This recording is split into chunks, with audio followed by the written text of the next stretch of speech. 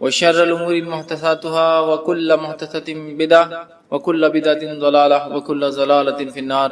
قال عز وجل في القرآن المجيد: أعوذ بالله من الشيطان الرجيم، بسم الله الرحمن الرحيم. يا أيها الذين آمنوا اتقوا الله حق تقاته ولا تموتن إلا وأنتم مسلمون. وقال: يا أيها الناس اتقوا ربكم الذي خلقكم من نفس واحدة وخلق منها زوجها بث منهما رجالا كثيرا ونساء واتقوا الله الذي تسالون به والأرحام إن الله كان عليكم رقيبا.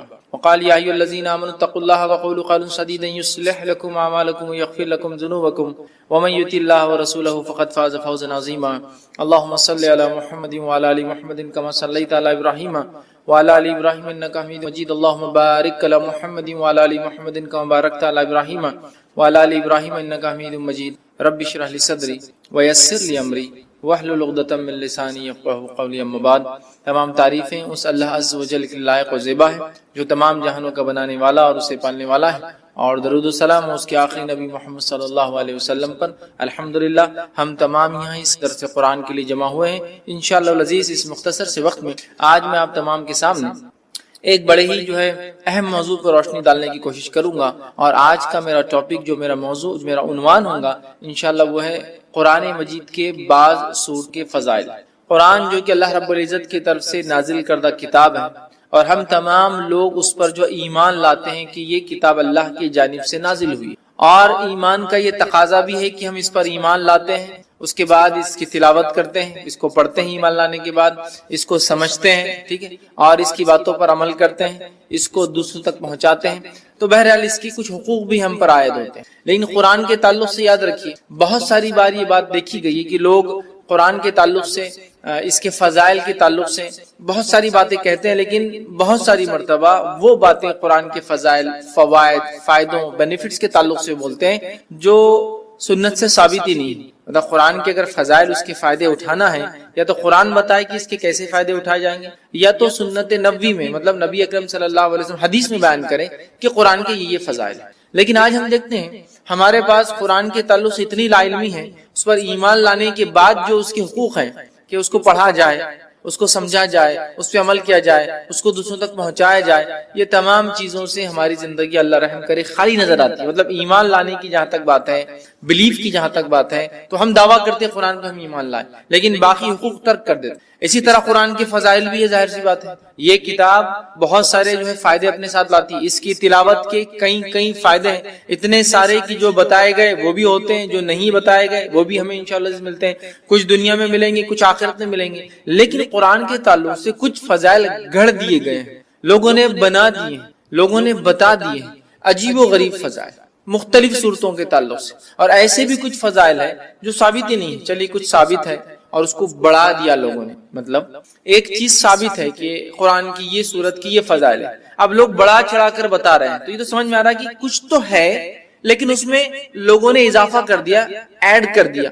حالت یہ ہے کہ کچھ بھی نہیں ہے، جہاں وہاں بھی اتنے ایڈیشنز کہ عجیب و غریب باتیں کہ یہ صورت کو اتنی بار پڑھ لے تو یہ فائدہ، وہ صورت کو اتنی بار وہ کر لے تو اس کا یہ فائدہ، یہ کام اتنی بار کر لے یا یہ صورت یہ آیت کو پڑھ لے تو فلاں فائدہ، جو کہ ثابت نہیں. دیکھیے قرآن یقیناً مومنوں کے لیے شفا ہے، جیسے کہ اللہ رب العزت نے خود قرآن میں بیان کیا وَنُنَزِّلُ مِنَ الْقُرْآنِ مَا هُوَ شِفَاءٌ وَرَحْمَةٌ لِّلْمُؤْمِنِينَ، کہ ہم نے قرآن کو نازل کیا جس کے اندر شفا اور رحمت ہے مومنوں کے لیے. تو قرآن نے تو خود واضح کر دیا اس میں شفا بھی ہے اور رحمت بھی. لیکن وہ شفا کیسے حاصل کرے اور رحمت کیسے ملے، یہ میں اور آپ تو نہیں طے کر سکتے نا. یہ تو جس نے نازل کیا، جس کا کلام ہے اللہ، وہ بتائے، یا جس پر نازل ہوا محمد رسول اللہ صلی اللہ علیہ وسلم وہ بتائے. لیکن ہمارے پاس اتنے فضائل مختلف صورتوں کے ہم نے خود ایجاد کر لی. اچھا، یہ عجیب و غریب بات ہے، جس کے فضائل ثابت ہے وہ غائب ہے، جس کے ثابت نہیں ہے وہ ایسے دھڑلے سے چالو، اسی کو انتہا نہیں.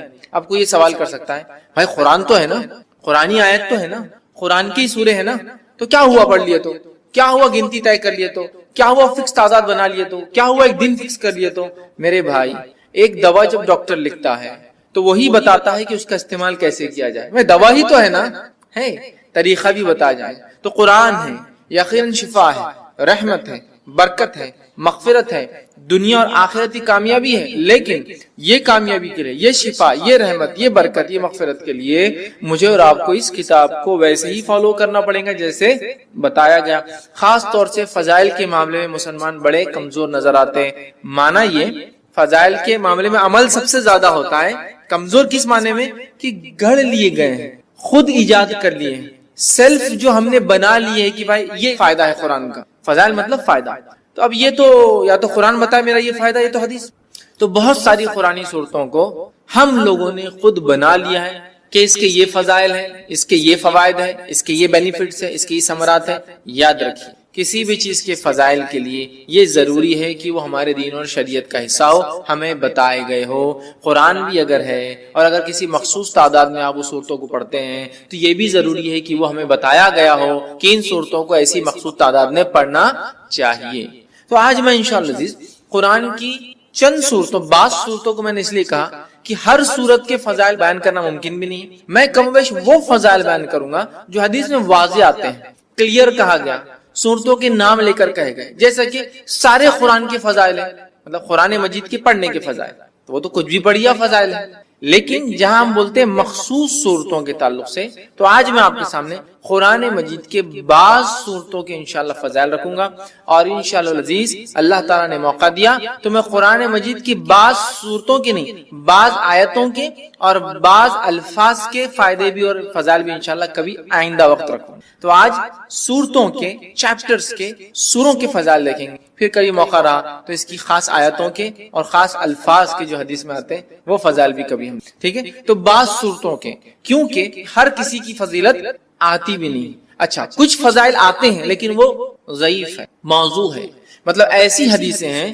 جو نبی اکرم صلی اللہ علیہ وسلم سے ثابت نہیں، یا تو ان میں کوئی کمزوری ہے، ویکنس ہے، یا تو موضوع ہے، من گھڑت ہے، لوگوں نے خود بنا کے ڈال دیا کہ اللہ کے رسول صلی اللہ علیہ وسلم یہ فرمایا، تو ظاہر سی بات ہے ہم ضعیف اور موضوع روایتوں کو یہاں نہیں لے سکتے، تو لہٰذا میں وہ باتیں آپ کے سامنے رکھوں جو صحیح اور حسن درجے کی روایتوں سے ثابت ہے، تاکہ ہمیں قرآن مجید کی بعض صورتوں کی فضائل اگر پتہ چلے تو ہم ان صورتوں کو پڑھ کر تلاوت کر کے انشاءاللہ ان سے بینیفٹس اٹھا سکتے ہیں۔ میں بہت سرسری طور سے کچھ صورتیں ایسی جن کی بہت لمبے لمبے فضائل، جیسے کہ سورۃ الفاتحہ، بہت لمبے لمبے، سورۃ الملک، اسی طرح سورہ اخلاص، سورہ فلق، سورہ ناس، بہت طویل ان کے بینیفٹس آتے ہیں، فضائل آتے ہیں، لیکن یقیناً اتنا وقت نہیں ہے کہ میں تمام کے لوں۔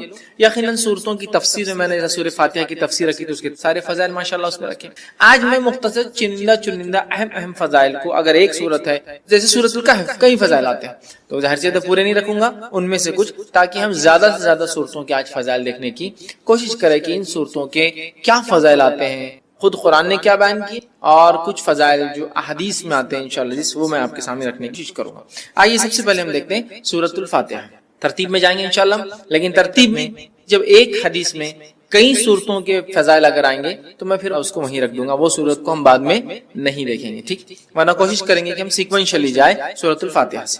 تو سب سے پہلی سورت قرآن کی سورۃ الفاتحہ ہے، اور سورہ فاتحہ کی یاد رکھیے بہت بہت بہت فضیلت ہے، اتنی فضیلت ہے کہ جس کی کوئی انتہا نہیں۔ اس سورت کے نام ہی ہمیں بتا دیں گے کہ اس کی فضیلت کتنی ہے، ٹھیک ہے؟ اس سورت کے ناموں سے ایک نام ہے ام القرآن، قرآن کی ماں، ایک نام ہے سبا مثانی، 7 بار بار پڑھی جانے والی آیت ہے، ایک نام ہے قرآن عظیم، مطلب خود سورہ فاتحہ کو بڑا قرآن کہا گیا ہے، اس کا ایک نام ہے سورہ الحمد، اسی طرح سورۃ الشکر، سورہ دعا، سورہ شافیہ، سورہ الکافیہ، سورہ کنز، شفا والی، کافی ہو جانے والی، خزانہ، ٹھیک ہے، دعا، تعریف، الحمد، کئی نام اس کے آتے ہیں، ان کے نام ہی خود بتاتے ہیں اس سورت کے کتنے سارے فضائل۔ اور فاتحہ اس لیے کہا جاتا ہے کہ اس سے قرآن شروع ہوتا ہے، فاتحہ افتتاح سے لفظ آتا ہے، اس کا مطلب فتح مطلب کھلنا، اوپننگ، تو چونکہ قرآن اس سے کھلتا ہے اسی لیے اس کو سورہ فاتحہ کہا جاتا ہے، قرآن اس سے شروع ہوتا ہے۔ آئیے اس کی فضائل میں سے ایک فضیلت جو آتی ہے وہ یہ ہے، جامع ترمذی کی روایت ہے جو حضرت ابی بن کعب رضی اللہ عنہ فرماتے اور کہتے ہیں رسول اللہ صلی اللہ علیہ وسلم فرمایا کہ اس ذات کی قسم جس کے ہاتھ میں میری جان ہے، سورۃ الفاتحہ جیسی سورت نہ تو توریت میں نازل کی گئی، نہ تو انجیل میں نازل کی گئی، نہ زبور میں نازل کی گئی۔ یہ 7 آیتیں ہیں جو بار بار پڑھی جاتی ہے، یہی قرآن عظیم ہے اور جو مجھے دیا گیا ہے۔ تو یہاں دیکھیے سورۃ الفاتحہ کی فضیلت میں جو آپ بیان کر رہے ہیں، ایک ایسی سورت ہے جو اس سے پہلے نہ توریت میں نازل ہوئی، نہ زبور میں نازل ہوئی، نہ انجیل میں نازل ہوئی، ٹھیک ہے. اور یہی 7 مثانی ہے. مطلب قرآن نے کہا نا وَلَقَدْ آتَيْنَاكَ سَبْعًا مِّنَ الْمَثَانِي وَالْقُرْآنِ الْعَظِيمِ، اے نبی ہم نے آپ کو 7 بار پڑھی جانے والی آیتیں، سبعًا مِّنَ الْمَثَانِي وَالْقُرْآنِ الْعَظِيمِ، اور ایک بڑا قرآن دیا. جب پوچھا گیا یہ 7 بار پڑھی جانے والی آیتیں اور قرآن عظیم کیا ہے، تو کہا سورہ فاتحہ. سورہ فاتحہ قرآن کہا گیا، قرآن عظیم بڑا قرآن کہا گیا. اسے کتنے فضائل، تو کہا نہ اس سے پہلے یہ توریت میں نازل ہوئی، نہ زبور میں، نہ انجیل. کتنی بڑی فضیلت ہے. اور امت محمدیہ کو ہی صرف یہ سورت دی گئی ہے، اس سے پہلے نہیں دی گئی تھی. کتنے فضائل ہیں سورت کے، اس سے میں سمجھتا ہوں ہم اندازہ لگا سکتے ہیں. اسی طرح جو ہے تمام جسمانی جو ہے عوارض کے لیے سورہ فاتحہ پڑھ کر دم کرنا شفا کا باعث. تمام جسمانی کوئی تکلیف انسان کو سورۃ الفاتحہ کو پڑھ کر دم کیا جا سکتا ہے. اس کے تعلق سے بخاری کی روایت ہے، ابو سعید خدری رضی اللہ عنہ فرماتے ہیں اور کہتے ہیں کہ ہم لوگ جو ہے سفر میں تھے اور ایک جگہ جو ہے پڑاؤ ڈالا تو ایک لڑکی آئی اور کہنے لگی اس قبیلے کے سردار کو بچھو نے جو ہے کاٹ لیا ہے، کیا آپ میں سے کوئی ہے جو اس کو جھاڑ پھونک کرے گا، بچھو کے زہر کو اتارے گا؟ پڑھنے سے، رقیہ کرنے سے، کسی چیز کو دم کرنے سے بچھو کا زہر کیسے اترتا ہے؟ کوئی آدمی سوچ سکتا نا. اور حدیث میں آتا ہے کہ بچھو کا زہر سورہ فاتحہ سے اتارا گیا. ٹھیک ہے، بہرحال میں حدیث رکھتا ہوں پھر اس کی تفصیلات سمجھاتا ہوں. تو کوئی ہے جو اس کا علاج کر دے، کوئی دم پھونک کرنے والا ہے. ایک آدمی جو ہے اس کے ساتھ جو ہے چل دیا، مطلب صحابہ میں سے ایک آدمی ان کے ساتھ جو چل دیا، حالانکہ اس نے کبھی نہیں اس کے بارے میں سنا تھا کہ یہ دم کرتا ہے. ٹھیک ہے، جب دم کرنے والا پلٹ کر واپس آیا تو اس سے پوچھا گیا کہ تم دم کرنا جانتے بھی ہو؟ دم سمجھتے ہم؟ پڑھ کر ایسا پھونکنا کہ تھوڑا تھوک اڑے دم. تو کیا تم جانتے بھی ہو دم کیا ہوتا ہے؟ تم نے کر کے آیا یا یوں ہی کہہ دیا کہ مجھے دم آتا ہے ویسے چلے گئے اٹھ کر؟ ٹھیک ہے، اس نے کہا نہیں، میں نے تو بس سورہ فاتحہ پڑھی اور پھونک مار دی. ٹھیک، سورہ فاتحہ پڑھی اور پھونک مار دی اور اس کو شفا ہو گئی. اب آپ کوئی سوچ سکتا آدمی کہ بچھو نے کاٹا، زہر ہے، اور آپ پھونکنے کی بات کر رہے ہیں. ٹھیک، تو آج جدید سائنس اس طرف بڑھ چکی ہے کہ لیکوڈز کے اندر خود کی سمجھنے کی صلاحیتیں ہوتی. معلوم پانی کے تعلق سے ایک اسٹڈی آئی ہے کہ پانی پہ جب کچھ کلمات پڑھے جاتے ہیں تو پانی اپنے مالیکولز کو ریسٹرکچر کرتا ہے. معلوم مطلب اس کو جب کچھ پڑھا جاتا ہے، جیسے ایک آدمی بسم اللہ کہہ کر پڑھے گا تو پانی اپنے آپ کو ریسٹرکچر کرے گا. معلوم وہ آپ کے انسٹرکشنز کو سمجھ سکتا ہے. اب یہ الگ بات ہے کہ ابھی یہ اب ایک سائنٹیفک، ابھی اس کے لیے فیکٹ ایک لمبا وقت ہے، بٹ ابھی ہم کو پتا چل رہا ہے جو سائنس آج کی بتا سکتی ہے، لکوڈز جو ہوتے ہیں ان میں اپنی انڈرسٹینڈنگ ہوتی ہے اور وہ ریسٹرکچر کر سکتے، ریڈیزائن کر سکتے اپنے آپ کو، سامنے والا کیا پڑھ رہا ہے. اگر اسی بات کو ہم ذہن میں رکھیں، جو آج ایک ابتدا ہے اس فیلڈ کی، ہو سکتا ہے آگے بہت ساری باتیں ہمارے سامنے آئے، یہ ابتدا ہے، تو ہمیں پتا چلتا ہے زہر بھی قسم کا لکوڈ ہے جو اندر جا رہا ہے. جب اللہ کے کلام پڑھ کے انسٹرکشنز مل رہے ہیں تو وہ ایکٹ کرتا ہے، ریئیکٹ کرتا ہے، ریسٹرکچر کر سکتا ہے اپنے آپ کو. جو زہر ہے وہ شفا میں بھی تبدیل ہو سکتا ہے. واللہ عالم، یہ تو ابھی ابتدا ہے. آگے آگے دیکھیے جو ہے سائنس دنیا کیا کیا ثابت کرتی ہے جو اسلام نے پہلے ہی بتا دیا ہے نا. آج بہت ساری تھراپی جس میں صرف پھونکا جاتا ہے اور سہلایا جاتا ہے. دیکھا آپ نے مساج خالی پھونکتے ہیں اور ایسا ایسا ہوتا ہے، ملتے ہیں، صرف مساج نہیں، یوں ملیں گے، سر پہ ہاتھ پھیریں گے، باڈی پہ ہاتھ پھیریں گے اور بولتے ہیں اس سے علاج ہے.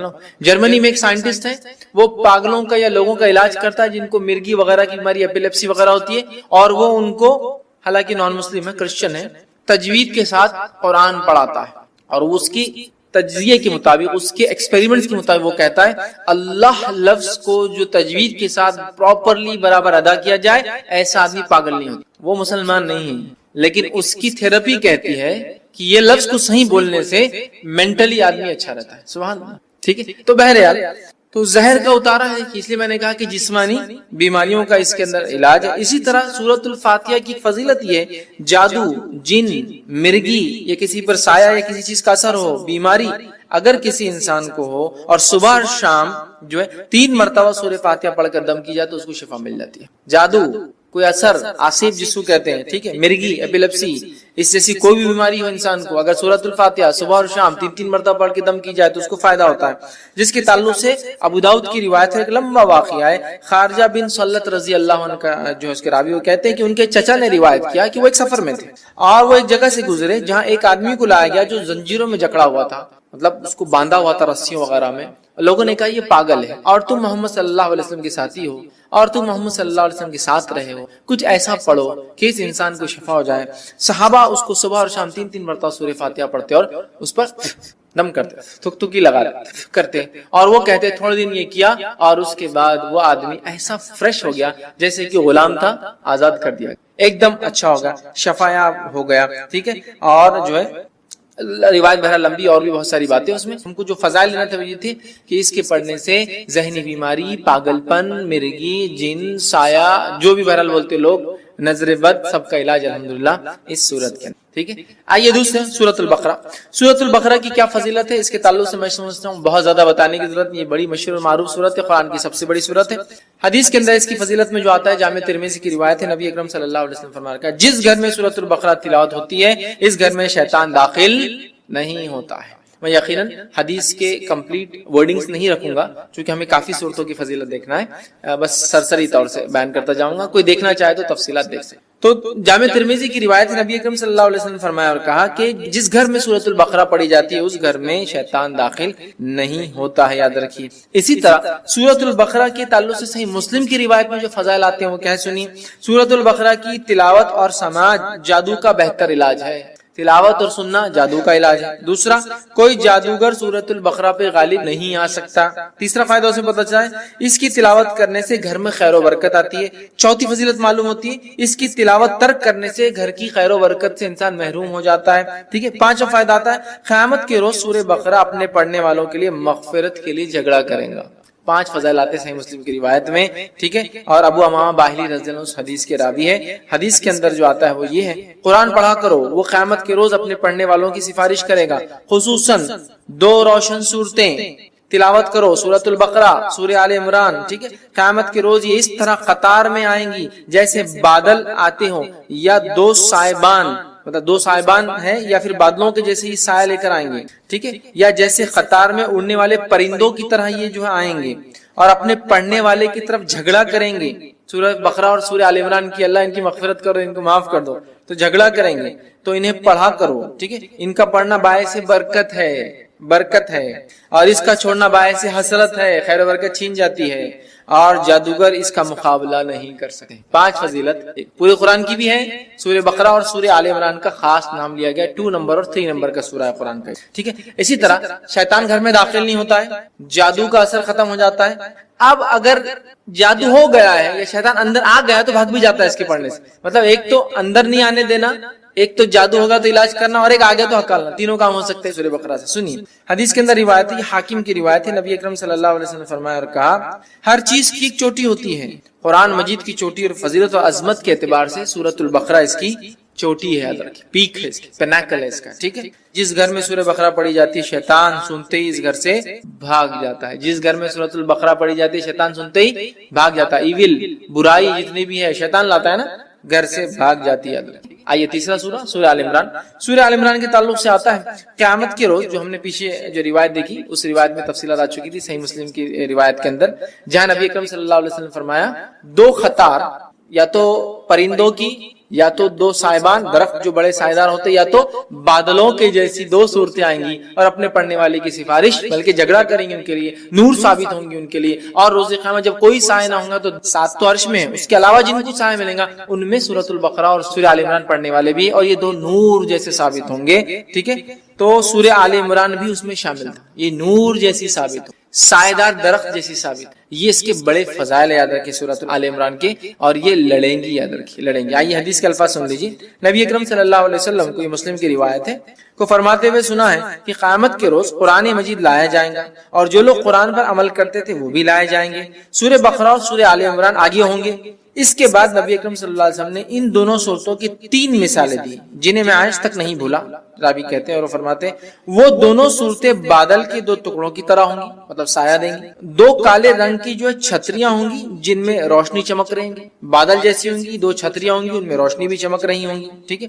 اور 2 قطاریں پرندوں کی ہوں گی اور وہ اپنے صاحب کی طرف جو ہے جھگڑیں گی. 2 قطاریں پرندوں کی طرح ہوں گی اور وہ اس کو پڑھنے والوں کے لیے جھگڑا کریں گے. تو یہ 2 صورتیں بڑی اہم ہیں، سورہ بقرہ اور سورہ آل عمران. سورہ فاتحہ کی فضیلت ماشاءاللہ ہم دیکھ چکے ہیں. چوتھی جو ہم دیکھیں گے سورت وہ سورہ ہود. اب بیچ بیچ میں بہت ساری صورتیں ہم چھوڑ رہے چونکہ ان کی بہت ساروں کی فضائل ثابت نہیں ہو. ٹھیک ہے. اس لیے ہم چھوڑتے چلیں گے، اس لیے بعض میں نے کہا جو بہت اہم ہے، اور بہت ساروں کے تعلق سے میں نے جیسا کہا کہ بہت ساری ضعیف روایتیں آتی ہیں تو میں وہ نہیں رکھوں گا. ٹھیک.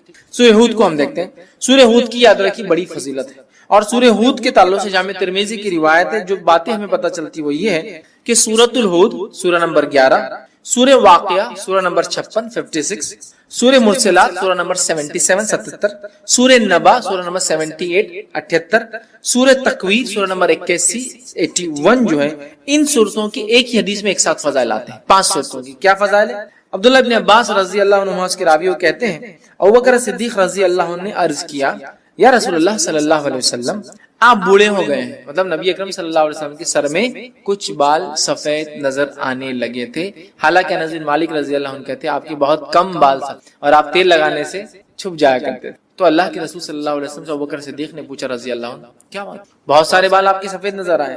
تب اللہ کے رسول صلی اللہ علیہ وسلم مجھے سورہ ہود، سورہ واقعہ، سورہ مرسلات، سورہ نبا، سورہ تکویر نے بوڑھا کر دیا، مطلب یہ صورتیں قیامت کا منظر پیش کر، یہ صورتوں نے قوموں کے واقعات، یہ صورتوں نے قوموں کے ایمان نہ لانے پر کیسے عذابات آئے۔ سورہ ہود پڑھیا کتنی قوموں کے واقعات، نوح علیہ السلام کا واقعہ، صالح علیہ السلام کا واقعہ، شعیب علیہ السلام کا واقعہ، ہود علیہ السلام کا واقعہ ہے نا۔ تو ان واقعات نے، ان قصوں نے، ان باتوں نے، جو واقعات یہاں ہوئے ہیں، جو قوموں کے ساتھ سلوک ہوا ہے، میری قوم بھی ایمان نہیں لا رہی، ان کے ساتھ بھی ہو سکتا ہے نا میرے بعد کے لوگ، تو اللہ کے رسول صلی اللہ علیہ وسلم یہ صورتیں نازل ہوئی تو آپ غور کر کے، فکر کر کے، سوچنے کی بنیاد پر آپ کے بال جو ہے سفید ہونے لگے۔ لیکن اس سے ایک بات جو پتہ چلی وہ یہ ہے، یہ وہ صورتیں ہیں جن کے پڑھنے سے آخرت کی فکر پیدا ہوتی ہے، اس کی فضیلت ہے۔ آخرت کی فکر اور ایکسٹرا آرڈنری فکر کرنے سے آدمی بوڑھا ہونا، بولتے ہیں لوگ ارے وقت سے پہلے بال سفید ہو، کیا فکر ہے تم کو، بولتے ہیں آخرت، اور آخرت بڑی اہم چیز ہے، یاد رکھیں۔ تو 5 صورتیں اس میں آگے۔ اسی طرح جو ہے سورہ بنی اسرائیل دیکھیں گے، سورہ نمبر 17۔ سورہ بنی اسرائیل کے تعلق سے یاد رکھیے یہ بڑی اہم صورت ہے، اور نبی اکرم صلی اللہ علیہ وسلم کے تعلق سے جامع ترمذی کی روایت ہے، یوں آتا ہے، عائشہ رضی اللہ عنہا فرماتی اور کہتی ہے نبی اکرم صلی اللہ علیہ وسلم اس وقت تک نہیں سوتے تھے جب تک سورہ بنی اسرائیل اور سورہ الزمر، سورہ الزمر، سورہ بنی اسرائیل سورہ نمبر 17، سورہ الزمر سورہ نمبر 39 39، سورہ الزمر کی تلاوت نہیں کر لیتے تھے۔ نبی اکرم صلی اللہ علیہ وسلم نہیں سوتے جب تک کہ 2 صورتوں کی تلاوت نہ کرتے، سورہ بنی اسرائیل، ٹھیک ہے، یا سورہ اسراء سورہ نمبر 17، اور دوسرا آپ فرماتی اور کہتی سورہ الزمر، سورہ زمر سورہ نمبر 39 39 نمبر کا، یہ 2 کی جب تک تلاوت نہ کرتے جب تک آپ سوتے نہیں تھے، ٹھیک۔ اس سے پتا چلا نبی اکرم صلی اللہ علیہ وسلم جس سورت کی تلاوت کر کے سو رہے ہیں یقیناً وہ سورت بڑی اہمیت کی، بڑی بڑی بڑی اہمیت حامل ہے، ٹھیک ہے۔ تو یہ 2 صورتوں کے تعلق سے آتا ہے کہ آپ سونے سے پہلے اس کو تلاوت کیا کریں۔ آئیے آگے بڑھتے ہیں، سورہ نمبر 18 سورہ کہف دیکھتے ہیں۔ سورہ کہف بڑی مشہور اور معروف سورت ہے، صرف اگر اتنا کہہ دوں کہ نبی اکرم صلی اللہ علیہ وسلم نے تاکید کی کہ جمعہ کو پڑھا کرو ایوری فرائیڈے، تو میں سمجھتا ہوں اتنا ہی ہمارے لیے کافی، بٹ اس کے کئی فضائل آتے ہیں الحمدللہ۔ سورہ نمبر 18 سورہ کہف کی جو فضیلت آتی ہے وہ یہ ہے، جو شخص اس کی ابتدائی 10 آیتوں کو حفظ کر لے گا اور تلاوت کرے گا دجال کے فتنے سے محفوظ رہیں گے، دجال کے فتنے سے محفوظ رہیں گے۔ اور سورۃ الکہف کی ابتدا میں نوجوانوں کا واقعہ آتا ہے جو اپنے وقت کے بادشاہ کی فتنے سے محفوظ رہے، جس نے اپنے آپ کو معبود، رب، گاڈ ڈکلیئر کر، پورا واقعہ نا اصحاب کہف، the people of the cave، غار والے لوگ ہیں نا، پورا واقعہ، اسی سے لفظ سورت کا نام بھی کہف ہے۔ سورہ نمبر 18 جو اس کی 10 آیتوں کا حفظ کر لیں گا اور اس کی تلاوت کریں گا فتنہ دجال سے بچ جائیں گا۔ اور آپ کو پتا ہے فتنہ دجال کیا ہے؟ فتنہ دجال وہ فتنہ ہے جس کی تعلق حدیث میں آتا ہے کہ آدم علیہ الصلوۃ والسلام اور نوح علیہ الصلوۃ والسلام نے اپنی قوم کو اس سے ڈرایا، حالانکہ ان کے زمانے میں آنے والا نہیں تھا، آخری نبی کے آئے تک نہیں آنے والا تھا، ہے نا، اور آخری نبی کے دور میں بھی نہیں آنے والا تھا، ان کے امتیوں میں آنے والا تھا، اور وہ بھی ہر امتی پہ نہیں آنے والا تھا، جو زمانے کے آخر وقت میں رہیں گے، جو ایمان کے اعتبار سے بڑے کمزور ہوں گے، تو ان میں جو مضبوط ہوں گے وہ بچ جائیں گے، ٹیسٹ ہوگا ایک طرح سے، امتحان۔ تو فتنہ دجال کا فتنہ وہ فتنہ ہے کہ آدم علیہ السلام، نوح علیہ السلام نے، اور حدیث میں آتا ہر نبی نے اپنی قوم کو اس سے ڈرایا ہے۔ اور جب اللہ کے رسول صلی اللہ علیہ وسلم علامت قیامت بیان کی نا، حدیث میں آتا، راوی کہتے ہیں فجر کی نماز کے بعد نبی اکرم صلی اللہ علیہ وسلم نے کہا کہ میں تم سے نہ کہتا تھا دجال کے بارے میں، تمیمہ داری جو کرسچن تھے، عیسائی تھے، وہ آج میرے پاس پہنچے 1 مہینے کے سفر کے بعد، اور انہوں نے مجھ سے ایک واقعہ بیان کیا، چونکہ وہ ایمان بھی لائے ہیں اس چیز کو دیکھنے کے بعد، اسلام قبول کر لیا ہے، اور انہوں نے دجال سے ملاقات کی ہے، میں نہ کہتا تھا تم سے، اور اس کے بعد نبی اکرم صلی اللہ علیہ وسلم سناتے گئے، راوی کہتے ظہر کا وقت آ گیا، ہم نے ظہر کی نماز، پھر علامت قیامت اب بتاتے گئے، عصر کا وقت آ گیا، ہم نے عصر کی نماز پڑھی، پھر علامت قیامت بتاتے گئے، اور صحابہ کہتے ہیں جب پوری علامتیں آپ نے ہم کو دن بھر میں بتا دی تو ہم اتنے خوف زدہ ہو گئے کہ کسی جھاڑی کے پاس سے جاتے ڈر لگنا چاہیے، جھاڑ کے پاس سے ڈر لگتا تھا کہ دجال نکل کے آنا جائے، اتنا ڈرا دجال اتنی خطرناک، اور اس سے سیفٹی کے لیے صرف 10 آیتیں یاد کرنا ہے، 10 جملے 10 سینٹنسز یاد کر لو، محفوظ۔ اب آپ بولیں گے 10 جملوں سے کیسا محفوظ ہو سکتا ہے انسان؟ 10 جملے کے معنی اور مفاہیم، ابھی تو میں کہہ رہا ہوں نا قیامت تک قرآن اپنے عجیب و غریب معجزے دکھاتا رہے گا۔ قرآن دیکھیے ہر نبی کو اللہ نے قوم کے پاس بھیجا، قوم ایمان بغیر معجزے کے نہیں لائی، میراکل کے، تو اللہ تعالیٰ نے اب چونکہ نبی نہیں بھیجیں گا تو ایک ایسا معجزہ میراکل قرآن بھیج دیا جو ہر دور میں اپنے آپ کو معجزہ ثابت کر کے رہے گا، ہر ایج میں ثابت کرے گا۔ نبی اکرم صلی اللہ علیہ وسلم کے زمانے میں عربی اور لغت کا ایج تھا، شاعری کا ایج تھا، قرآن نے ثابت کیا۔ اس کے بعد کے زمانوں میں فلسفوں کو لوگوں نے آگے کیا، قرآن نے ثابت کیا۔ آج سائنس اور ٹیکنالوجی قرآن ثابت کرتا ہے، کل کوئی اور دور ہوگا قرآن وہاں بھی اپنے آپ۔ تو اس کی 10 آیتیں سورۃ الکہف کی، صحیح مسلم کی روایت ہے، ابو درداء رضی اللہ عنہ فرماتے اور کہتے ہیں رسول اکرم صلی اللہ علیہ وسلم فرمایا جس نے سورہ کہف کی پہلی 10 آیتیں یاد کر لی وہ فتنہ دجال سے محفوظ کر لیا گیا۔ یاد کرو، سمجھو اس کو، اس کے معنی مفہوم پہ غور کرو، فتنہ دجال سے انشاءاللہ ہم بچ جائیں گے، ٹھیک ہے۔ اسی طرح جو ہے سورہ کہف کی آخری 10 آیت تلاوت کرنے والا فتنہ دجال سے محفوظ رہیں گا، پہلی 10 آیتیں یاد کرنے والا آخری 10 آیتیں تلاوت کرنے والا محفوظ رہیں گا۔ یاد بھی کر لے، یاد کرنا ہے تو مسئلہ نہیں۔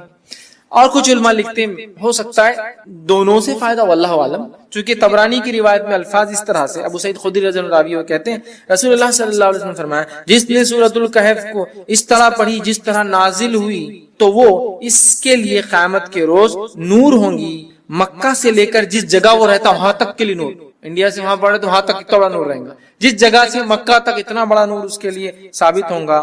اور جس نے سورہ کہف کی آخری 10 آیتیں پڑھی فتنہ دجال سے اس سے کوئی نقصان نہیں پہنچے گا۔ تو 10 آیتیں یاد کر لی تو بھی بچ گیا، آخری 10 آیتیں پڑھ لی تو بھی بچ گیا، ٹھیک ہے۔ اور میں بھی ہو سکتا دونوں بھی اس کا معنی ہو کہ پہلی بھی پڑھ لے 10 بعد کی بھی پڑھ لے، انشاءاللہ انسان محفوظ۔ اسی طرح جمعہ کے روز سورہ کہف کی تلاوت کرنے والے کے لیے 2 جمعوں کے درمیان ایک روشن نور ہوتا ہے، 2 جمعے کے درمیان روشن نور ہوتا ہے، یہ حاکم اور بیہقی کی روایت ہے۔ اسی طرح جو ہے سورہ کہف کے بعد سورہ فتح یہ قرآن کی 48 نمبر کی سورت 48، ٹھیک ہے۔ سورہ فتح کے تعلق سے جو ہے آپ صلی اللہ علیہ وسلم فرمایا اور کہا کہ دنیا وما فیہا کی ہر نعمت سے زیادہ یہ سورت مجھے، دنیا اور اس میں جو کچھ ہے اس سے زیادہ مجھے یہ سورت محبوب ہے، پسندیدہ ہے، میں اس کو چاہتا ہوں۔ کیوں؟ بخاری کی روایت ہے، ہم جانتے ہیں سورہ فتح نازل ہوئی تھی، اس کی ابتدا جب حدیبیہ 6 ہجری کا واقعہ ہے، عمرے کے لیے صحابہ اور اللہ کے رسول صلی اللہ علیہ وسلم گئے، مشرکین نے آنے نہیں دیا، ایک ٹریٹی سائن ہوئی، ایک پیکٹ سائن ہوا، صلح سائن ہوئی، دستخط ہوئی، جس کو صلح حدیبیہ کہتے ہیں، اور صحابہ پریشان تھے، دل میں تھوڑے سے ملال کر رہے تھے کہ ہم جنگ لڑتے ان سے، ہم کو آنے نہیں دیتے۔ اللہ کے رسول صلی اللہ علیہ وسلم لیکن امن کو پسند کیا جنگ کے مقابلے میں، تو اللہ رب العزت نے جب یہ ہو گیا تو اللہ نے فرمایا انا فتحنا لک فتحا، اے نبی ہم نے آپ کو کامیابی دی کھلی کا۔ صحابہ وہ خوش ہو گئے کہ ہم کو تو دنیا بھی لگ رہا تھا، ہم تو معاہدہ کر کے پیچھے رہ گئے، قرآن کہہ رہا ہے فتح مبین ہے، تو آپ سے فرما رہے اس سے زیادہ مجھے سورت پسند نہیں۔ اس کے تعلق سے ایک طویل لمبا واقعہ ہے، عمر ابن خطاب رضی اللہ عنہ نے اللہ کے رسول صلی اللہ علیہ وسلم ایک مسئلہ پوچھا، بخاری کی روایت۔ یہ مسئلہ کب پوچھا؟ جب آپ نبی اکرم صلی اللہ علیہ وسلم تھوڑی سی پہلے بحث کر چکے تھے، واقعہ معلوم ہے نا؟ حضرت عمر رضی اللہ عنہ آئے، اللہ کے رسول صلی اللہ علیہ وسلم نے کہا کہ اللہ کے رسول صلی اللہ علیہ وسلم کے ہم حق پر نہیں ہیں؟ آپ نے کہا تو ہم لڑتے کیوں نہیں، کیوں صلح ہو رہی ہے؟ آپ سے خاموش۔ پھر گئے ابوبکر صدیق رضی اللہ عنہ کے پاس، کا مسئلہ کیا ہے؟ ہم حق پر نہیں ہے تو کہا ہے، پھر لڑتے کیوں نہیں؟ ابوبکر صدیق خاموش رہے، کہ اللہ کے رسول خاموشی اختیار کی، نا مل گیا نا جواب۔ اب شاید اس کے بعد یہ سوال کریں، روایت میں تفصیلات نہیں آتی، میں سمجھ رہا ہوں اس کی ترتیب۔ حضرت عمر نے مسئلے کا سوال پوچھا، آپ نے جواب دیا، پھر پوچھا، آپ نے جواب دیا، پھر پوچھا، 3 بار پوچھا، آپ خاموش۔ اب حضرت عمر رضی اللہ عنہ آگے نکل گئے قافلے، اور دل میں سوچ رہے کیوں میں نے 3 بار سوال، اگر اللہ کے رسول صلی اللہ علیہ وسلم ناراض ہو گئے تو اللہ کو قرآن کی آیت ہی اتار دیں گا، اب میرے کچھ نہ کچھ مصیبت آتی، مطلب کہیں میرا تذکرہ نہ آ جائے، قرآن اتر جائیں گا اور میرا کنڈیمنیشن یا میرے بارے میں کچھ نہ کچھ آ جائے گا، اور یہ ٹھیک نہیں ہے۔ بہت پریشان، بہت دل میں پریشان ہونے لگے، اور آگے چلے گئے کہ 3 بار پوچھنا، 1 بار پوچھا ٹھیک تھا نا، کیوں میں نے سیکنڈ اور تھرڈ ٹائم پوچھ لیا، اننیسیسری تھا، نہیں بولنا چاہیے تھا، نہیں پوچھنا چاہیے تھا، آپ سب پتہ نہیں کیا کیفیت میں تھے، کیا حالت تھی، اب میرے پہ خواہ ہوتا جا۔ اب اتنی دیر میں اللہ کے رسول صلی اللہ علیہ وسلم نے کہا عمر کا ہے، ابھی تو آگے چلے گئے، ایک صحابی کا دیکھو جا کے عمر، وہ آگے گئے اور چلائے عمر تمہیں اللہ کے رسول صلی اللہ علیہ وسلم بلا رہے ہیں۔ حضرت عمر گھبرا گئے، کہا اب کچھ تو بھی ہو گیا، کوئی آیت اتر گئی میرے خلاف، چونکہ میں نے انیسری ڈسٹرب کر، نبی نے ایک بار جواب نہیں دیا خاموش رہ جانا تھا، دوسری بار پھر خاموش رہ جانا تھا، 3 بار کر وہ گئے۔ تب نبی اکرم صلی اللہ علیہ وسلم پوچھا، جبکہ وہ ڈرتے ہوئے جا رہے تھے کہ میرے بارے میں کچھ نہ اتر گیا ہو، آپ نے فرمایا میرے لیے کوئی قرآن تو نہیں نازل ہو گیا؟ تو آپ نے فرمایا آج رات مجھ پر ایک سورت نازل کی گئی ہے جو مجھے ہر اس چیز سے محبوب ہے جس پر سورج طلوع ہوتا ہے، مطلب سورج جس پر نکلتا ہے، اِنَّا فَتَحْنَا لَكَ فَتْحًا مُبِينًا، اسے بخاری نے روایت کیا، مطلب سورہ فتح نہ، ہاں یہ سورت مجھے سب سے زیادہ محبوب، چونکہ ظاہری اعتبار سے ناکامی نظر آ رہی تھی لیکن اللہ ہی جانتا تھا یہ بڑی کامیابی کیسا۔ صلح حدیبیہ کے بعد اسلام جو ہے پورے عالم میں پھیلنا شروع، اور آنے والے 3 سے 4 سالوں میں کئی ممالک مسلمان ہو گئے، اسلام ہو گئے، کیونکہ اب امن سائن ہو گیا، اب خطوط جانے لگے اور مبلغین جانے لگے، اور بہت سارے لوگ سمجھ گئے کہ قریش نے معاہدہ کرا مطلب جھک گئے ہے نا۔ قریش کہتے ہیں سب سے بڑی مچھلی کو سمندر کی، جس کو کسی دوسرے پانی کے جانور سے خطرہ نہیں ہوتا، اور یہ جب چاہے کسی کو بھی نگل سکتی ہے، سو کہتے قریش۔ جب سب سے بڑی مچھلی نے معاہدہ کر لیا تو واقعی کا کیا سمجھتے نا۔ قریش کا معاہدہ آٹومیٹک سگنل تھا کہ اب محمد صلی اللہ علیہ وسلم ان کے ساتھی کوئی معمولی لوگ نہیں رہے۔ ایک زمانے میں جن کو مسئلہ اور کچلا اور قتل کیا گیا، اب یہ وہ لوگ ہیں جن کی عزت اور اکرام کرنا ہماری مجبوری۔ حدیبیہ سائن بہرحال تو آپ نے کہا مجھے پسند ہے۔ اسی طرح سورہ ملک سورہ نمبر 67 سورہ ملک کی بھی یاد رکھیے، بڑی جو ہے فضیلت جو ہے آتی ہے، اور اس کے فضائل میں یاد رکھیے آتا ہے جو نبی اکرم صلی اللہ علیہ وسلم کے تعلق سے آتا ہے کہ آپ نے فرمایا، جامع ترمذی کی روایت، حدیث کے الفاظ جابر رضی اللہ عنہ فرماتے اور کہتے ہیں کہ اللہ کے رسول صلی اللہ علیہ وسلم اس وقت تک نہ سوتے جب تک سورہ علم تنزیل مطلب سورہ سجدہ کو علم تنزیل بھی بولتے ہیں، اس کی ابتدا جو ہے علم تنزیل سورہ سجدہ سورہ نمبر 32، اور تبارک الذی بیدہ الملک سورہ نمبر 66، سورہ ملک سورہ تبارک الذی نہ پڑھتے جب تک نہ سوتے، سورہ سجدہ سورہ نمبر 32 اور سورہ ملک سورہ نمبر 67۔ اب کوئی آدمی سن سکتا سورہ بنی اسرائیل اور سورہ زمر ایک جگہ آ رہا ہے، بہت بڑی بڑی صورتیں 17 اور 39، کہیں آ رہا ہے سورہ ملک اور سورہ سجدہ 32 اور 67۔ تو ہو سکتا ہے نبی اکرم صلی اللہ علیہ وسلم کچھ صورتیں معمول پڑھتے ہوں گے اور کچھ صورتیں کبھی پڑھتے اور کبھی نہیں پڑھتے ہوں گے، جس نے جب جو دیکھا اس نے وہ عمل کو روایت کر دیا۔ سمجھ رہے ہیں بات؟ کچھ صورتیں آپ معمول پڑھتے ہوں گے، کنٹینیوسلی پڑھتے ہوں گے، اور کچھ صورتیں آپ کبھی پڑھتے ہوں گے اور کبھی نہیں، مطلب ایک سیٹ آف صورتیں آج، ایک سیٹ آف صورتیں کل، آپ اور ہم بھی کر سکتے ہیں۔ کبھی سورہ بنی اسرائیل اور سورہ زمر پڑھ کے سو گئے، کبھی سورہ ملک اور سورہ سجدہ پڑھ کے سو گئے، ہے نا۔ اور آپ سے کچھ صورتیں مسلسل مکمل ہمیشہ، سورہ اخلاص سورہ فلق سورہ ناس چھوٹی چھوٹی ہمیشہ، تو یہ آپ کا معمول الگ الگ وقتوں میں رہا ہوں گا، اور دیکھنے والے نے جب دیکھا اس نے وہ بات آپ کی روایت کر دی، یا واللہ عالم آپ سب ایک ساتھ کرتے ہیں، واللہ عالم اللہ ہی بتا، ٹھیک ہے۔ تو بہرحال اس میں آتا ہے کہ آپ 2 صورتیں، مطلب الف لام میم تنزیل، ٹھیک ہے، مطلب یہ سورہ سجدہ اور اس کے بعد تبارک الذی بیدہ الملک سورہ نمبر 67 پر۔ سورہ ملک کو آپ صلی اللہ علیہ وسلم فرماتے اور کہتے ہیں، حاکم کی روایت ہے، عبداللہ ابن مسعود رضی اللہ عنہ اس کے راوی کہتے ہیں سورہ ملک تبارک الذی بیدہ الملک عذاب قبر سے رکاوٹ ہے۔ آپ سے روز پڑھتے اور یہ عذاب قبر سے رکاوٹ ہے، آڑ ہے، ڈیفنس ہے میرا اور آپ کا، یاد رکھیں۔ اسی طرح جو ہے سورہ ملک قیامت کے روز اپنے پڑھنے والوں کے لیے سفارش کریں گی، یہ ابن ماجہ کی روایت۔ سورہ ملک سفارش کریں گی، یاد رکھیے، حتیٰ کہ وہ جھگڑا کریں گی اور اس پڑھنے والے کو بخشا کر لے جائیں گی، خبر میں بھی بینیفٹ، آخرت میں بینیفٹ۔ سورہ ملک تبارک الذی بیدہ الملک، ٹھیک، وہو علی کل شیء، یہ آپ پڑھیں گے اس کی۔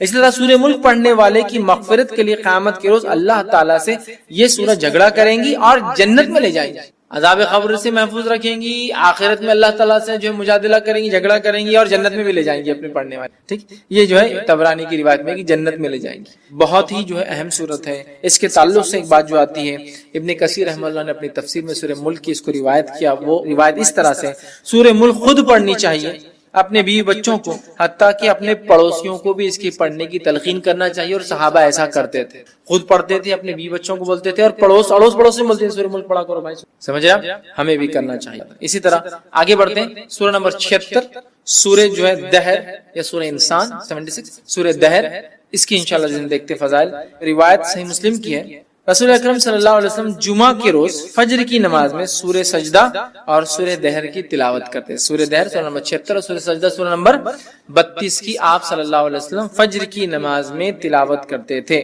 ٹھیک ہے، اور جمعہ جمعہ کے دن جب آپ فجر پڑھاتے تو ان 2 صورتوں کی اس میں جو ہے آپ صلی اللہ علیہ وسلم تلاوت کیا کرتے تھے. اسی طرح سے مسلم کی ہی روایت میں الفاظ اس طرح سے آتے ہیں. عبداللہ ابن عباس رضی اللہ عنہ اس کے راوی فرماتے ہیں رسول اللہ صلی اللہ علیہ وسلم جمعہ کے روز نماز فجر کی پہلی رکعت میں سورہ سجدہ، دوسری رکعت میں سورہ دہر کی تلاوت فرماتے ہیں، اور اسی طرح جمعہ کی نماز میں سورہ جمعہ اور سورہ منافقون کی تلاوت کرتے. جمعہ کی فجر میں یہ 2 اور جمعہ کی نماز میں جمعہ کی جو نماز ہوتی ہے اس میں خاص نماز میں آپ سورہ جمعہ سورہ نمبر 62 62 اور سورہ منافقون سورہ نمبر 63 63 آپ پڑھا کرتے. تو ظاہر سی بات ہے اللہ کے رسول صلی اللہ علیہ وسلم کا یہ سلیکشن بہت امپورٹنٹ، کچھ نہ کچھ مقصد ہے اس کے، تو یہ اس کی فضیلت ثابت. اسی طرح نبی اکرم صلی اللہ علیہ وسلم کے تعلق سے آتا ہے کہ آپ جو ہے مسبحات پڑھے بغیر نہیں سوتے. مسبحات کس کو کہتے ہیں؟ مسبحات یہ 7 قرآن کی صورتیں ہیں جن کی ابتدا اللہ کی حمد و ثنا یا تسبیح سے شروع ہوتی ہے. جیسے فار ایگزامپل مثال کے طور پہ سورہ نمبر 17 سورہ بنی اسرائیل، سبحان الذی اسری بعبدہ، سبحان. مسبحات وہ صورتیں جن کی فرسٹ آیت میں اللہ کی حمد و ثنا اور تسبیح ہے. سمجھ رہے آپ؟ مسبحات اس کو کہتے ہیں. ٹھیک ہے، سبح اسم ربک الاعلی سورہ اعلی کی پہلی آیت مسبحات کہتے ہیں. تو ایسی 7 صورتیں ہیں جو اللہ کی حمد و ثنا سے ان کی پہلی آیت شروع ہوتی ہے، اس کو کہتے ہیں مسبحات. تو ایک روایت میں آتا جامع ترمذی کی، نبی اکرم صلی اللہ علیہ وسلم جس کے راوی جو ہے ارباز بن ساریہ رضی اللہ عنہ کہتے ہیں نبی اکرم صلی اللہ علیہ وسلم سونے سے پہلے مسبحات کی تلاوت فرمایا کرتے تھے اور ارشاد فرماتے تھے ان میں ایک آیت ایسی ہے جو 1000 آیت سے بہتر. ایک آیت کون سی ہے؟ مخفی، چھپا ہوا ہے، ہڈن. یہ قرآن کے چھپے ہوئے خزانوں میں سے خزانہ ہے. جیسے حروف مقطعات ہے نا، چھپے ہوئے خزانے قرآن کی، چھپی ہوئی چیز ہے، ویسا ہے. ایک ہے کوئی جو 1000 کے برابر ہے. مسبحات میں کون کون سے آتا ہے؟ وہ صورتیں جن کی ابتدا اللہ کی حمد و ثنا سے شروع ہوتی ہے، ایسی 7 ہیں. اور اللہ کی حمد و ثنا پہ ختم ہونے والی صورتیں بھی 7 ہیں، اسٹارٹنگ والی 7 ہے اور اینڈنگ والی بھی 7 ہے. اسی طرح اللہ کی حمد و ثنا کرنے والی سوروں کی شروعات 7 ہے. اللہ کی حمد و ثنا کی نفی جو لوگ کرتے ہیں، مطلب اس کے خلاف، اس کے رد میں بھی جو صورتیں چالو 7 ہے. ویسے جو 7 سٹارٹ ہوتی ہے جو اللہ کی حمد و ثنا کے خلاف جو کام ہوتا ہے اس کے رد کرتے ہوتی ہے کہ اللہ ایسا نہیں، اللہ ایسا نہیں، انہوں نے ایسا کر دیا. بہرحال تو مسبحات کون کون سی صورتیں؟ سورہ نمبر 17 سورہ بنی اسرائیل، سورہ نمبر 57 سورہ حدید 57، اب اس کی فضیلت بھی یہاں آگے دیکھیے. سورہ حدید 57، سورہ حشر سورہ نمبر 59، ٹھیک ہے 59. اسی طرح جو ہے سورہ صف سورہ نمبر 61، ٹھیک ہے. اسی طرح جو سورہ جمعہ سورہ نمبر 62، سورہ تغابن سورہ نمبر 64، اور اسی طرح سورہ اعلیٰ سورہ نمبر 87. یہ 7 صورتیں جو مسبحات ہیں، آپ صلی اللہ علیہ وسلم یہ 7 پڑھ کر سویا کر. 17، 57، 59، 61، 62، 64 اور 87، یہ اتنی صورتیں پڑھ کر نبی اکرم صلی اللہ علیہ وسلم سویا کر. آئیے آگے بڑھتے ہیں. اسی طرح سورہ تکویر سورہ نمبر 81 کے تعلق سے ہم دیکھتے ہیں. سورہ تکویر کے تعلق سے نبی اکرم صلی اللہ علیہ وسلم فرماتے ہیں، یہ جو ہے جامع ترمذی کی روایت آپ نے فرمایا، جو شخص اپنی آنکھوں سے قیامت کا منظر دیکھنا پسند کرتا ہے وہ سورہ تکویر، جو شخص اپنی آنکھوں سے قیامت کا منظر دیکھنا پسند کرتا ہے وہ سورہ تکویر سورہ نمبر 81 پڑھے، سورہ انفطار سورہ نمبر 82 پڑھے، اور سورہ انشقاق سورہ نمبر 84 یہ 3 صورتیں پڑھے. اس کے سامنے قیامت کا منظر ظاہر ہے. جو شخص قیامت کا منظر اپنی آنکھوں سے دیکھنا چاہتا ہے وہ 3 صورتیں پڑھے. پہلا سورہ تکویر سورہ نمبر 81، دوسرا سورہ انفطار سورہ نمبر 82، اور تیسرا سورہ انشقاق سورہ نمبر 84. یہ پڑھے قیامت اپنی آنکھوں سے. اس کی فضائل کیا ہوں گے؟ اس کا مطلب فضائل یہ ہے کہ اس کو پڑھنے سے آخرت یاد آتی ہے، قیامت. انسان وہ مناظر دیکھتا ہے جو مناظر تب ہونے والے ہیں، یقیناً وہ انٹینسٹی ہم کبھی نہیں سمجھ پائیں گے، لیکن کچھ نہ کچھ ایک پکچر سامنے آ جائے، ہے نا. تو بہرحال وہ چیز اس سے جو ہے ظاہر ہوتی ہے. تو یہاں 81 کی فضیلت بھی آ گئی، 82 کی بھی آ گئی، 84 کی بھی. اللہ کام بیچ بہت ساری صورتوں کے بیچ میں ایسا ایک الفاظ ہے. سورہ حدیث 57 کے بیچ میں آ گئی، حالانکہ میں نے ترتیب میں نہیں لیا تھا چونکہ ایک حدیث کا حصہ تھا. آئیے اسی طرح سورہ اعلیٰ سورہ نمبر 87 کی کیا فضیلت. سورہ اعلیٰ کے تعلق سے آتا ہے نبی اکرم صلی اللہ علیہ وسلم، یہ صحیح مسلم کی روایت ہے، نماز عیدین اور جمعہ کی نماز کی پہلی رکعت میں سورہ اعلیٰ اور دوسری رکعت میں سورہ غاشیہ تلاوت کرتے ہیں. جمعہ کی نماز میں اور عیدین کی نماز میں پہلی رکعت میں سورہ اعلیٰ، دوسری رکعت میں سورہ غاشیہ تلاوت کرتے ہیں. سورہ اعلیٰ سورہ نمبر 87، سورہ غاشیہ سورہ نمبر 88. تو 87 اور 88 2 آیتوں کی آپ ایک کے بعد ایک تلاوت کیا کرتے تھے. کتنی اہم بات ہے، کتنی اہم فضیلت ہے. اندازہ لگایا کہ آپ صلی اللہ علیہ وسلم اس کو تلاوت کیا کرتے تھے. جمعہ اور عیدین کی نماز پہلی رکعت میں سورہ اعلیٰ، دوسری رکعت میں سورہ غاشیہ. ہمیں بھی چاہیے اس کی تلاوت کرے. عموماً ہم دیکھتے ہیں بہت سارے لوگ کرتے بھی ان 2 صورتوں کی تلاوت جمعہ کی نماز میں اور عیدین کی نماز، تو اس سے بھی اس کی فضیلت پتہ چلتی ہے. اسی طرح جو ہے نماز وتر کی پہلی رکعت میں نبی اکرم صلی اللہ علیہ وسلم سورہ اعلیٰ پڑھتے ہیں. زیادہ تر پہلی رکعت میں سورہ आला पढ़ते, दूसरी रकात में सूरह काफिरून पढ़ते, तीसरी रकात में सूरह इखलास पढ़ते, ठीक है। तो इससे भी इसकी फजीलत पता चलती है सूरह आला की, कि आप सल्लल्लाहु अलैहि वसल्लम इसको नमाज में पढ़ा करते थे, याद रखिए। और खास तौर से सूरह गाशिया सूरह नंबर 88 उसकी फजीलत आ गई कि ये भी नबी अकरम सल्लल्लाहु अलैहि वसल्लम जुमा और ईदैन के नमाज में इसको तिलावत करते थे। इसी तरह जो है सूरह नंबर 109 सूरह जो है अल काफिरून, इसकी फजाइल भी देखते हैं। एक मर्तबा सूरह अल काफिरून पढ़ने का सवाब 1/4 कुरान पढ़ने के बराबर है। जैसा सूरह इखलास को एक मर्तबा पढ़ने का सवाब 1/3 कुरान पढ़ने के बराबर है, सूरह काफिरून के पढ़ने का सवाब 1/4 मतलब पाव कुरान पढ़ने के बराबर। क्यों? इसलिए कि सूरह काफिरून में कुफ्र का रद्द है, कुफ्र का रद्द है ना।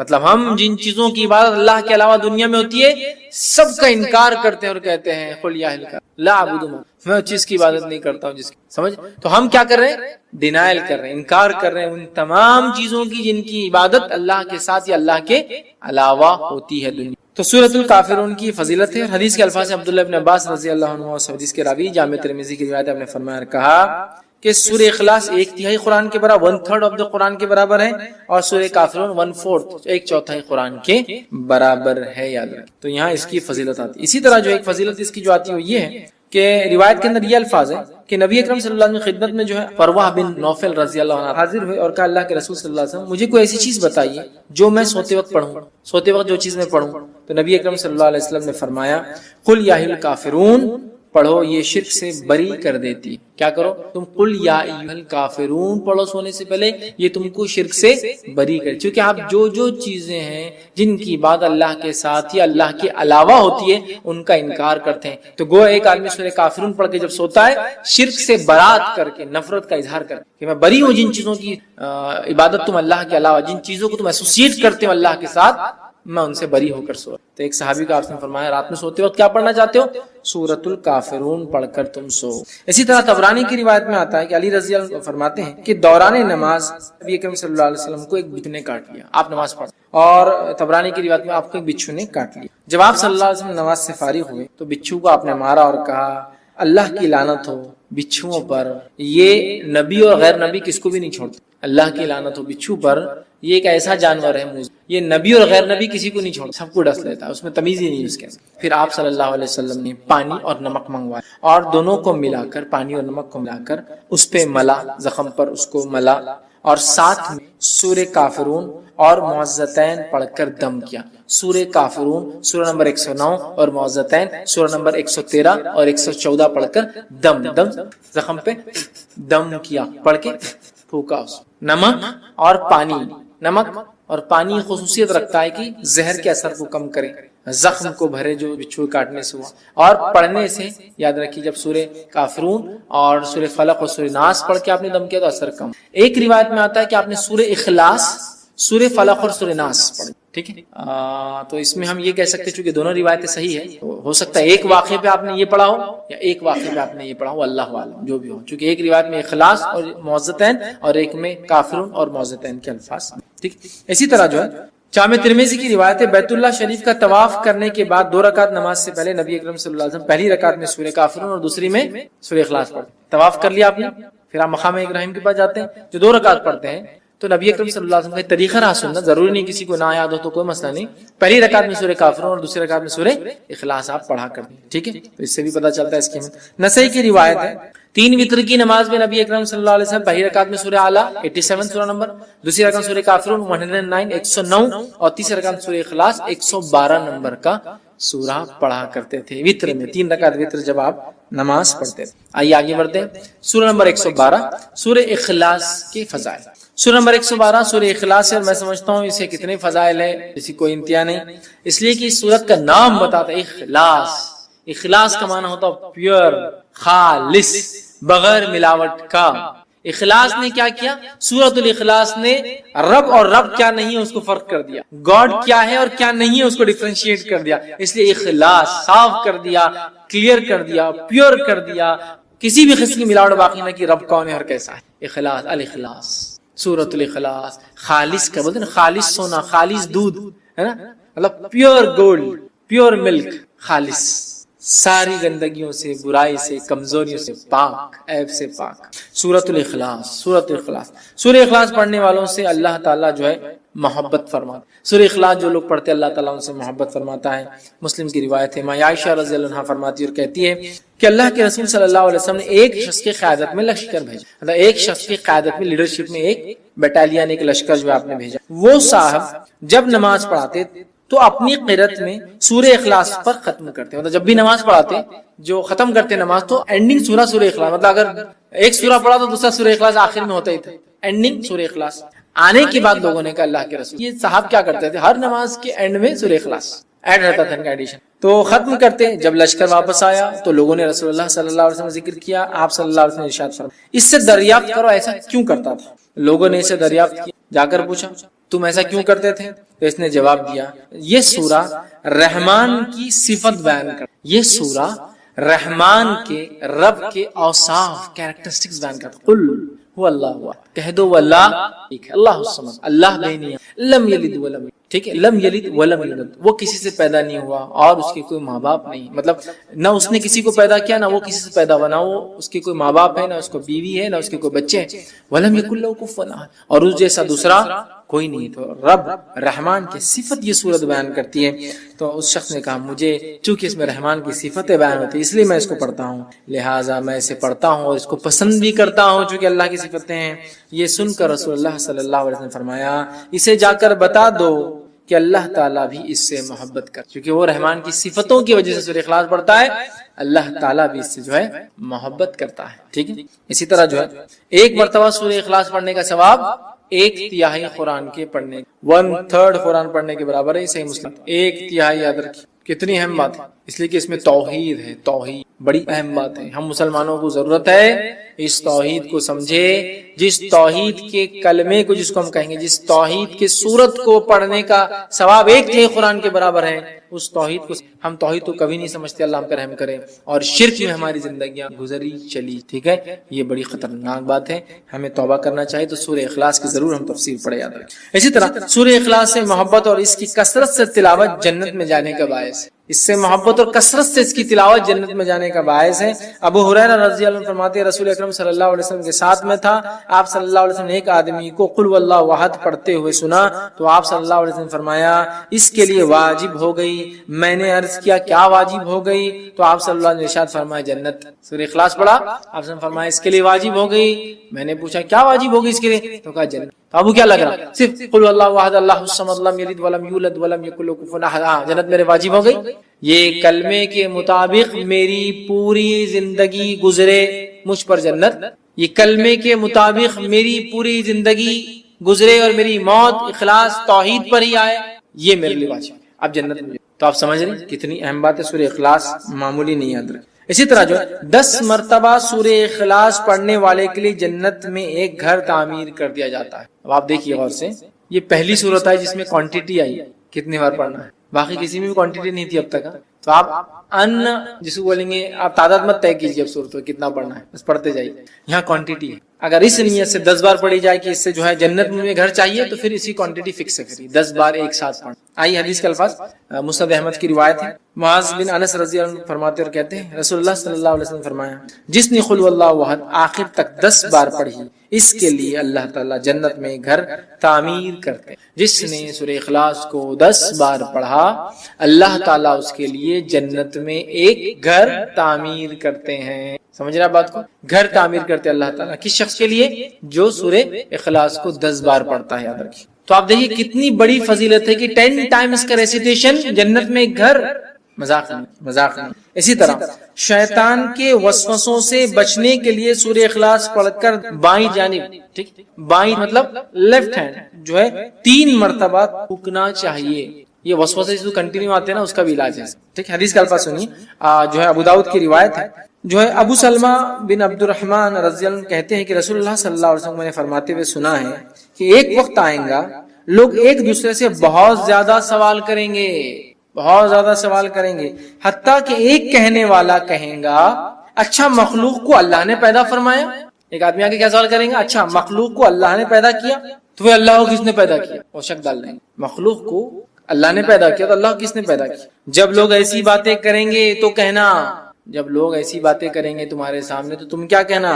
اللہ احد اللہ الصمد لم یلد ولم یولد ولم یکن لہ کفوا۔ خطرناک وسوسہ ہے نا، اللہ کو کس نے پیدا کیا؟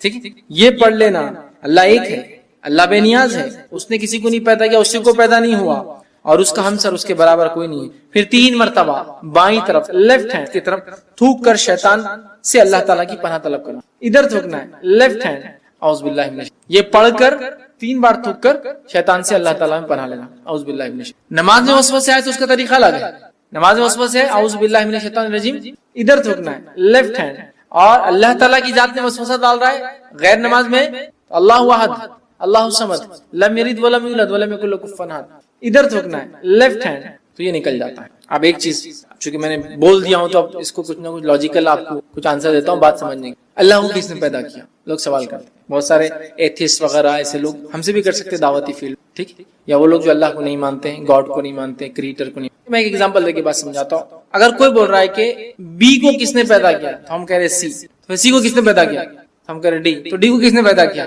ہم کہہ رہے ای۔ کوئی نہ کوئی تو فرسٹ ہوگا جس کو کسی نے نہیں پیدا کیا ہوگا، بٹ نیچرل ہے۔ آپ کتنا بھی لمبا جائیے، جانے کے بعد ایک سرٹن پوائنٹ پہ آ کے آپ کی بات تو ماننا پڑیں گی، کوئی ایک تھا جو بغیر بنائے بنا ہے۔ دیکھیں اللہ کو کس نے پیدا کیا، اس کو کسی نے پیدا کیا، تو اس کو کس نے پیدا کیا، پھر اس کو تو بات تو وہی چاہ کے، پھر جو فرسٹ ہے پھر وہی ہوگا، اس کو کس نے پیدا کیا۔ کوشچن تو اینڈ لیس ہے۔ تو ہم کہہ رہے ہیں جو نہیں پیدا ہوا اللہ ہے، اور جس سے سب کچھ پیدا ہوا وہ اس کی مخلوق ہے۔ کوئی بتا بی کو کس نے پیدا کیا تھا، آپ بولو نہیں سی تو ہوگا نا کوئی، تو میں بولا سی کو کس نے پیدا کیا تھا، ڈی ہوں گا، اچھا ڈی کو کس نے کیا تھا، ای ہوں گا، تو اینڈ لیس چلتی جا رہی بات۔ تو کوئی نہ کوئی ایک ہے ذات جس سے ابتدا ہونا چاہیے پورے کائنات، لیکن اس بات پہ زیادہ غور و فکر نہیں کرنا چاہیے۔ میں نے صرف لاجیکل آپ کو ریزننگ کے لیے بات کی، فکر کرنا نہیں چاہیے، اور ایسی کبھی خیالات آئے تو اللہ میں پناہ مانگنا چاہیے شیطان مردود سے، اعوذ باللہ من الشیطان۔ اور طریقہ بھی اب ہم کو پتہ چل گیا، یا ایمان کی کمزوری کی جو دعا ہے وہ بھی آپ پڑھ سکتے کسی بھی چیز میں، رضیت باللہ ربا وبالاسلام دینا وبمحمد نبیا۔ یہ خاص طور سے ایسے سوال کو لائے تو آپ سے فرمایا اللہ احد اللہ الصمد لم یلد ولم یولد ولم یکن لہ کفوا احد، یہ اس کا طریقہ ہے، ختم۔ لاجیکلی آپ کو ایکسپلین کر دیا میں نے، ٹھیک۔ نبی اکرم صلی اللہ علیہ وسلم جب طواف کر لیتے تو 2 رکعت جو نماز پڑھتے اس کے بعد، تو اس میں پہلی رکعت میں کافرون اور دوسری رکعت میں سورہ اخلاص کی آپ صلی اللہ علیہ وسلم جو ہے تلاوت کیا کرتے تھے۔ اسی طرح آپ جب 3 وتر پڑھتے، 3 وتر کے اندر پہلی رکعت میں سورہ اعلیٰ، دوسری رکعت میں سورہ کافرون، تیسری رکعت میں سورہ اخلاص پڑھتے تھے۔ اسی طرح نماز فجر کی پہلی رکعت میں آپ قل واللہ احد اور دوسری رکعت میں قل یا ایھا الکافرون بھی پڑھا کرتے تھے۔ شارٹ نماز پڑھتے تھے، لمبی پڑھے تو سورہ اعلیٰ ہے نا، اور دوسری چیز سورہ جمعہ ہے، سورہ منافقون، بہرحال تو آپ پڑھا کر آئیے آگے بڑھتے ہیں۔ سورہ فلق کی فضیلت، سورہ فلق آپ دیکھیے ابتدائی سورہ اور آخری سورتوں کی بڑی فضیلت ہے۔ ابتدائی دیکھیے سورہ فاتحہ، سورہ بقرہ، سورہ آل عمران، اور آخری میں بھی سورہ کافرون، سورہ فلق، سورہ ناس، ہے نا، سورہ اخلاص، بہت ان کی فضیلت ہے۔ لیکن بڑی افسوس کی امت کے ساتھ کیا معلوم، جن کے فضائل ثابت ہیں ان کے کچھ بھی عمل نہیں، اور جن کی ثابت نہیں اس کے ثابت کر کے عمل کرنے پہ تلے ہوئے ہیں۔ کتابیں لکھ دی گئی یہ پڑھے تو یہ ہوتا، کہاں ہے؟ نہیں، انہوں نے بولے، انہوں نے بولے، ان کے بولنے سے آپ عمل نہیں کر سکتے کوئی چیز، سمجھ رہا؟ فضائل تو ثابت ہونا ضروری ہے، ایسے فضائل ہم دل سے گڑھ دیں گے تو پھر تو پورے دین اور شریعت کو بدل دیں گے تھوڑے دن بعد، سمجھ رہا؟ تو یہ ایسا نہیں ہوتا میرے بھائی، اس کو ثابت ہونا ضروری ہے، ٹھیک۔ سورہ فلق آئیے کیا فضیلت ہے اس کی، سورہ فلق سورہ نمبر 113، ٹھیک ہے، اس کی کیا فضیلت ہے۔ سورہ فلق جو ہے بہت زیادہ جو ہے اللہ تعالیٰ کو پسندیدہ سورت ہے، ٹھیک ہے۔ اس کے تعلق سے نسائی کی روایت ہے، عقبہ بن عامر رضی اللہ عنہ فرماتے ہیں، کہتے ہیں نبی اکرم صلی اللہ علیہ وسلم کی خدمت میں حاضر ہوا تو آپ صلی اللہ علیہ وسلم اونٹنی پر سوار تھے، میں آپ صلی اللہ علیہ وسلم کے قدم مبارک کو میں نے ہاتھ رکھا، ایسا کوئی آدمی اوپر ہوتا ہے آپ ہاتھ رکھ کے بات کرتے ہیں نا، ہاتھ رکھتے ہیں، یہ ہاتھ رکھتے ہیں مانڈی پر، جو کوئی آدمی اوپر بیٹھا ہے آپ جا کے ہاتھ رکھتے ہیں نا، تو وہ بھی نبی اکرم صلی اللہ علیہ وسلم کے پیر پہ انہوں نے ہاتھ رکھا، وہ آپ اوپر تھے نا، ہائٹ پر تھے، تو ہاتھ رکھا اور عرض کیا مجھے سورہ ہود اور سورہ یوسف جو ہے پڑھائیں، یہ 2 سورتیں مجھے اللہ کے رسول آپ پڑھائیے۔ تو آپ صلی اللہ علیہ وسلم نے ارشاد فرمایا اور کہا اللہ کے نزدیک سورہ فلق سے بہتر سورہ تم کوئی نہیں پڑھ سکتے، مطلب تم سورت پڑھنا چاہ رہے ہو کوئی، تو اللہ کے نزدیک سورہ فلق سے بہتر تم کوئی سورت نہیں پڑھ سکتے، قل اعوذ برب الفلق، پناہ مانگ رہے ہیں اللہ میں، تو تم اس سورت سے بڑھ کر کوئی سورت جو ہے نہیں پڑھ سکتے، مطلب تم مجھ سے چاہ رہے ہو کہ میں تمہیں یہ 2 سورتیں پڑھاؤں، اس سے بہتر ہے تم یہ سورت پڑھو، تو اللہ کے نزدیک یہ سورت بڑی فضیلت کی حامل ہے۔ اسی طرح معوذتین، مطلب چونکہ سورہ فلق اور سورہ ناس کی فضیلت دونوں ساتھ ساتھ ہی آتی کبھی بھی، اس لیے اب خالی سورہ فلق کی ایک فضیلت الگ سے رکھ دیا میں نے، اب دونوں کی مل کر دیکھتے کیا آتی ہے۔ 2 صورتیں لاسٹ کی جو جس کو کہیں گے جوڑی ہے صورتوں کی، یہ بہت اہم ہے، بہت اہم، اتنی اہم ہے میں کہہ رہا ہوں نا جس کو انتہا نہیں۔ مطلب مصیبت، پریشانی، آندھی، طوفان، آفت، بارش، زلزلے، تکلیف، بیماری، کوئی مصیبت پریشانی آئے، کوئی ٹینشن ہو، سب کے لیے ایک ہی حل اور دوا، سورہ فلق اور سورہ ناس۔ اب اگر ہمارے پاس سمجھ لیجیے کوئی آیا اور کہا بہت پریشان ہوں مولوی صاحب کیا کروں، سورہ فلق اور سورہ ناس، چلو دیکھ لیتے پڑھ کے، نہیں جمتا ہوں نہیں دیکھو اب بہت آپ پریشان ہیں نا تو آپ کیا کرو، سب سے پہلے تو رات میں 12 بجے تک جاگو، یہ نسخہ بہت امپورٹنٹ ہے، رات میں 12 بجے تک جاگو، پھر رات میں 12 بجے اٹھ کے سورتوں کی 12 نمبر کی آیتیں پڑھنا شروع کر دو، بہت لیکن جن میں 12 آیتیں جنہیں 12 نہیں چھوڑ دو، جس میں 12 وہ پڑھتے جاؤ، پھر اس کے بعد ان کو 11 بار پڑھو، 12 نمبر کی آیت، بہت اہم دکھ رہا نہیں، اس کے بعد یہ کرو وہ کرو فلاں کرو فلاں، جاتے جاتے یتیم والے کے ڈبے میں پیسے ڈالتے ہیں، جاتے جاتے جو میں تو کچھ نہیں لیتا وہ اس کے لیے 11,000 ڈال دو، اس سے کام بن جائے گا، یہ بات کی آیت بہت سکون ہوا اور کام ہوتے ہوئے لگ رہا، 1 مہینہ ہو گیا کام ہوا نہیں لگ رہا ہوتے ہوئے ہوا کبھی زندگی۔ سورہ فلق سورہ ناس پڑھ لیجیے، آپ کو پریشانی مصیبت پریشانی تکلیف دکھ بیماری آپریشن، اچھا اتنا ہی کیا مطلب جو ہے وہ ماننا نہیں ہے، جو نہیں ہے اس کو منوا کے عمل کر کے تکلیف اٹھا کے مشقت کر کے، تو وہ بات ہم کو سمجھ میں بہت جلدی ہے۔ آپ کو مصیبت ہے آپ فلاں کیجیے، آپ کو یہ ہے بھائی ہے آسان ہے، لیکن پھر اثر کیوں نہیں ہوتا ہم کو؟ ہم جتنا بول رہے ہیں آپ سورہ فاتحہ سورہ فلق روز پڑھ رہے ہیں، وہ ایمان، وہ بلیف، وہ یقین، وہ امید، وہ اس کے معنی اور مفہوم پہ غور کرنا، اور پھر وہ لو لگا کر وہ کرنا، اور یہ صورتوں کو پھر پڑھنا، پھر اللہ تعالیٰ سے اور یہ اعتماد کر لینا کہ اس کے علاوہ کچھ نہیں، یہی ذریعہ تھا جو میں نے اپنا لیا، اثرات آپ کو نظر آئیں۔ سب کر لیے، یہ بھی کر کے دیکھ لیتے ہیں، معاملہ فنش۔ اس لیے کہ اب قرآن اور اس کی باتیں یا اللہ کے رسول کی زبان نکلی باتیں، یہ ایک دیکھ نہیں، یہی اثرات دیکھیں، اثرات دیکھیں۔ آئیے معوذتین، سورہ فلق سنت کو معوذتین کہتے ہیں۔ اللہ تعالیٰ کی پناہ طلب کرنے کے لیے معوذتین سے بہتر کوئی سورہ نہیں۔ معوذتین آفات آسمانی، آسمانی آفتیں کیا کیا ہو سکتی ہے؟ جو بھی آسمان سے آتی ہے، آفت آسمانی مثلا طوفان، زلزلہ، سیلاب، قحط سالی،